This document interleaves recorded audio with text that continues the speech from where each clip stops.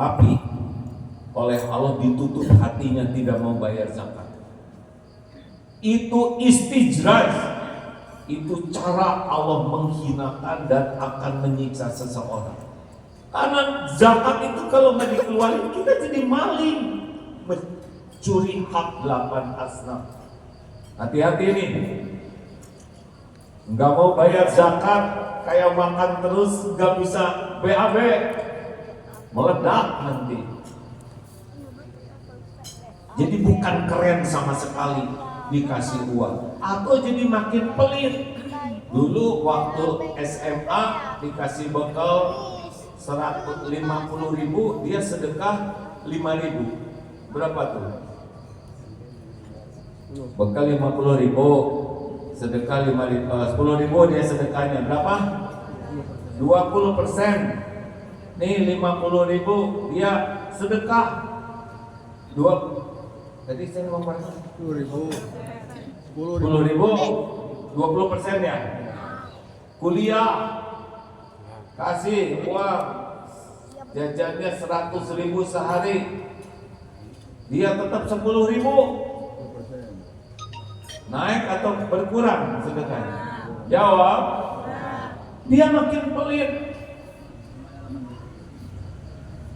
Bisnis, kerjaan, dapat gaji 10 juta, dia sedekahnya 500.000, makin kurang.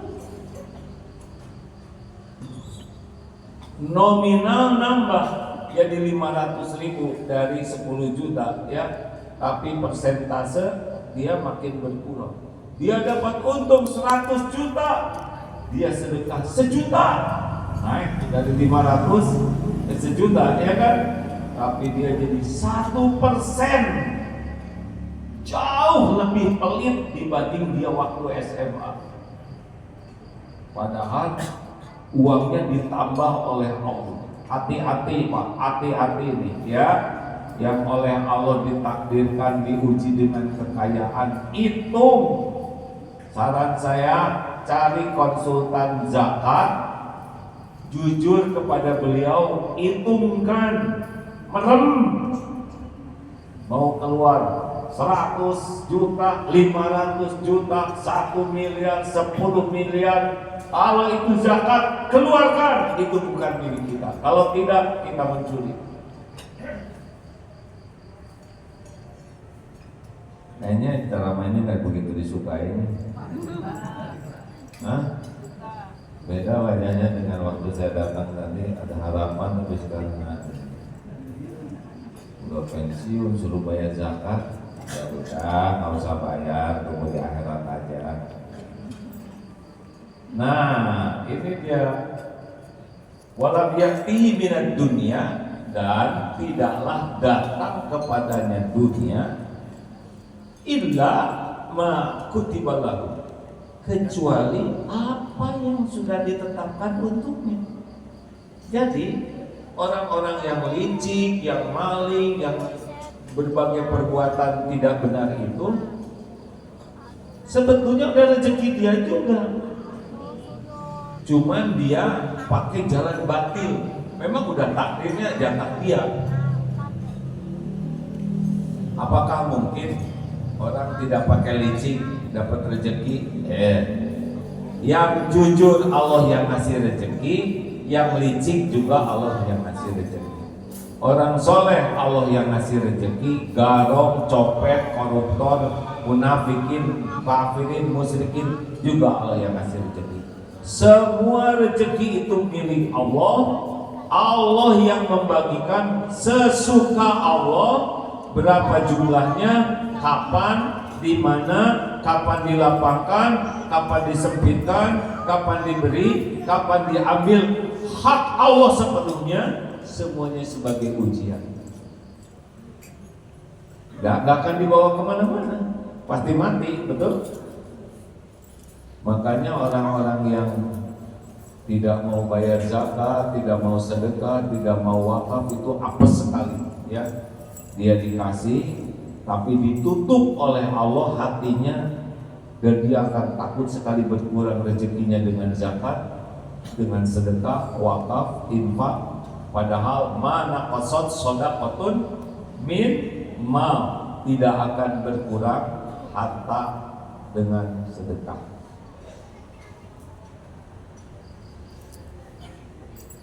Lanjut, waman kanatil akhiratu niyatahu, dan barang siapa yang tujuan hidupnya akhirat.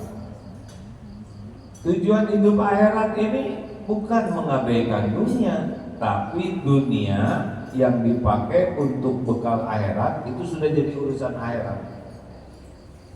Bolehkah kita punya harta banyak? Rasulullah hartanya banyak tidak? Masya Allah, sepertiga dari ghanimah itu luar biasa, seperlima dari ghanimah itu luar biasa jumlah. Abu Bakar As-Siddiq, Umar bin Khattab, apalagi Utsman bin Affan, melimpah ruah. Umar Abdurrahman bin Auf, wah kaya sekali. Terserah Allah kalau ditakdirkan kaya. Tapi kalau tujuannya akhirat dengan kekayaan, dengan jabatan itu terserah Allah ya. Surat Ali Imran ayat 26. A'udzubillahi minasyaitonirrajim. Qulillahumma malikal mulk tu'til mulka man tasya' wa tanzihul mulka mimman tasya' wa tu'izzu man tasya' wa tudhillu man tasya' biyadikal khair innaka ala kulli syai'in qadir. Jadi qulillahumma, katakan Allahumma malikal mulk, maharaja, pemilik segala kerajaan, engkau berikan kerajaan, kekuasaan, jabatan, kedudukan kepada siapa yang engkau kehendaki. Engkau ambil jabatan, cabut dari siapapun yang engkau kehendaki. Engkau muliakan siapa yang engkau kehendaki, engkau hinakan siapa yang engkau kehendaki. Biyadikal khair, di tanganmu lah segala kebajikan. Innaka, sesungguhnya engkau maha kuasa atas segala galanya. Tidak ada satupun jabatan, mulai dari ketua OSIS, pramuka, ketua P3K, apa tuh di sekolah dulu, KM, senat mahasiswa, komandan menwa, RT, RW, ketua ormas, mau jabatan apapun sampai yang tertinggi di dunia, itu hanya Allah yang menentukan. Bukan karena pintar, bukan karena hebat. Yang bodoh juga ada yang dikasih jabatan oleh Allah.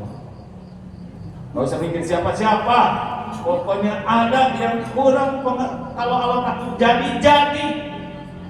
Karena jabatan bukan tanda kesuksesan, jabatan itu bukan tanda kemuliaan, jabatan itu bukan tanda kehebatan seseorang. Jabatan itu adalah amanah, jabatan itu adalah ujian. Jabatan itu pasti berakhir dan pasti dituntut pertanggungjawabannya di akhirat. Maka sekali lagi suka diingatkan, kan suka ada potret dua ya di kantor-kantor, yang ada awet, yang tengah, ya kan? Nggak diganti-ganti dari dulu. Yang potret dipasang itu pasti dicopot, nggak bisa enggak. Tapi tidak berakhir dengan berakhirnya jabatan, pasti di akhirat dituntut. Setiap ucapan, setiap tanda tangan, setiap keputusan balik semuanya demi Allah, balik kepadanya. Jabatannya tidak lama tapi hisab. Makanya bapak-bapak, saya anjurkan yang gak usah ambisi jadi presiden lah, ya. Pertama, ya, siapa yang mencalonkan, benar. Yang kedua, siapa yang milih juga. Besar kemungkinan istri bapak juga akan milih bapak, ya. Bodoh-bodoh ngurus negara, saya aja katanya nggak keurus. Kalau nggak ada takdirnya nggak jadi. Kalau ada takdirnya jadi itu Pak. Tapi kan dipisahkan antara jabatan dengan kemuliaan, misah Pak. Kalau jabatan itu bisa membuat dirinya makin kuat iman dan digunakan untuk menambah amal kebaikan, maka dipasangkanlah kemuliaan. Tapi kalau jabatan itu tidak pakai iman, merusak iman dan merusak yang lain, maka oleh Allah dipasangkanlah kehinaan. Fir'aun kasih jabatan oleh Allah dan menjadi contoh kehinaan, kebusukan. Namrud ya, sekarang yang sedang di dunia ini perang terus ya, Israel itu pasti mati tuh presidennya. Tapi kebayang nanti di akhirat seperti apa balasannya ya, gak bisa lari, pasti ada balasan. Wa ja'ala ghinahu fi qalbi, dan Allah menjadikan ghinahu rasa cukup, puas dengan apa yang Allah berikan. Jadi orang yang akhirat tujuannya tuh bahagia terus Pak, dengan apa yang ada sangat disyukuri, enggak minta-minta ke makhluk. Kalau yang tadi karena dia takut miskin, dia akan minta-minta terus ya. Walau jabatannya sudah tinggi, dia akan meres sana, meres sini, minta sana, minta situ, terus saja, karena dibuat faqrahu baina ainai. Jadi tidak usah heran ada yang jabatannya udah tinggi, udah pensiun, udah sangat kaya, tetap aja minta-minta ke sana sini. Karena memang dia sangat takut berkurang hartanya. Jadi kayak minum air laut, haus aja terus. Ini penderitaan dan hina ya. Ini kemarin diceritakan ada seorang supir truk yang kalau ngasih ke siapa yang suka di pinggir jalan malam berseragam, itu sebelum ngasih uang tuh diludahi dulu Pak. Amin, cilaka, mencret. Saya tidak menganjurkan begitu, tapi memang waktu ngasihinnya begini ya, seperti merunduk, aslinya penuh dengan sumpah serapah, doa buruk, karena dia merasa dirampok hartanya. Itu walaupun pakai pangkat, pakai bawa pistol, borgol, demi Allah dia tidak ada ketenangan dan tidak ada kemuliaan. Oleh Allah dibuat begitu. Makanya kalau orang sudah cita-cita akhirat, nggak ada tuh minta-minta sama orang. Dia